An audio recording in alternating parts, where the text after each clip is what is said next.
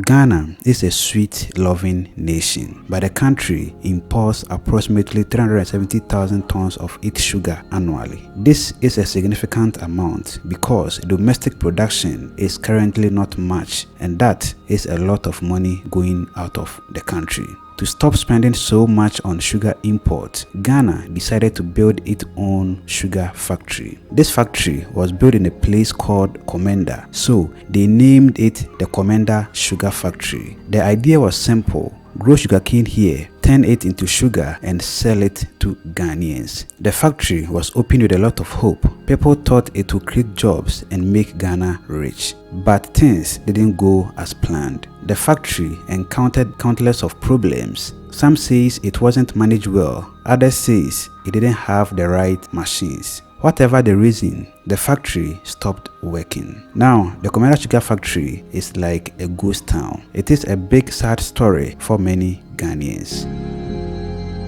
But now, there is a piece of good news for the good people of Ghana, because the Komenda Sugar Factory has recently been leased to a company called West African Agro Limited, which is an Indian-based company, for over $1 million a year. But what does this mean for Ghana's economy and the factory's future? Let's break it down. The Ghanaian Minister of Trade and Industry, Honorable Katie Hammond, has confirmed that West African Agro Limited will pay Ghana more than $1 million annually for leasing the Komenda Sugar Factory. This amount is set for the lease duration, and if the company decides to extend their lease, they will keep paying this annual rent. Well, I've approved it. It's just that we haven't dotted the I's and crossed the T's. I think it was agreed that to be able to cross the T's, dot the I's, and eventually put the signatures,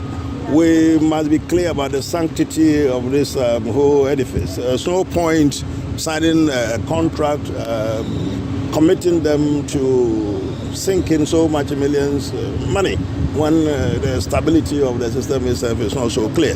So I think the provisional feedback I'm getting from them is that they are happy with the maintenance government, MEP government is put into this place. They are quite happy. They will be able to run it. So I suspect that anytime within the next few days, they'll come to my office for us to put our signatures to the document. So what is in it for Ghana? Well, if for nothing at all, it won't be rotten. This has cost Ghana 38 million. When it should have cost us about 14, 15 million at the time. Actually, I got it wrong. The figure, the 18 million I'm talking about, would have been about twice the capacity of this. There's only about 1,250 metric ton capacity, and that's what the NDC government sold to Ghana for 38 million. Okay. So your question, what is it that we are getting? We are making sure that whatever is the remnant of this survives, runs. In terms of percentage, so let's say government of Ghana is going to get about... No, you're talking about shares. No, that whole thing belongs to government of Ghana. Okay. This is 100% ours. The asset is ours. We are leasing it as a board in place, as a company, which has a board. We just put them in charge. But it's 100% Ghana owned. But we are leasing it. We are leasing our asset to a company which is going to work on it. Use our assets, our equipment, use it, and then pay us back at the end of the day. We're not going to have shares in their products, but the company is 100% Ghana owned. Okay.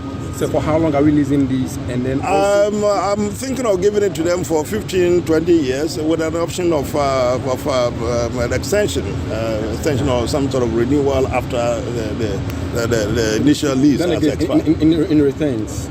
Well, the contract continues. You want to know the figures? I won't tell you now. But there were concerns raised by Yusuf Suleiman, who is a member of the Trade and Industry Committee. He questioned why Parliament wasn't informed and suggested that Ghana will be paying $50,000 a month for management services. However, Minister Hammond has refuted this claim, saying that the company will not receive $50,000 monthly for management. Instead, they will pay Ghana over $1 million yearly. So why is this a positive move for Ghana? Here's how it benefits the country. Firstly, the factory will generate significant revenue through lease payment, which can be used for other development projects in Ghana. Secondly, the factory's operations means job for local workers and boost for the surrounding community. More employment opportunities can lead to economic growth. And lastly, with the factory back in operations, Ghana can produce more sugar locally, reducing need for imports and improving self-sufficiency in the sugar industry. So, leasing the Komenda sugar factory will bring in substantial revenue, create jobs, and strengthen local industry. While there are concerns and details to clarify, this move has the potential to benefit Ghana's economy in several ways. And that is all for today's episode. Thank you very much for watching. Please don't forget to like, share, and subscribe for more updates on important topics like this.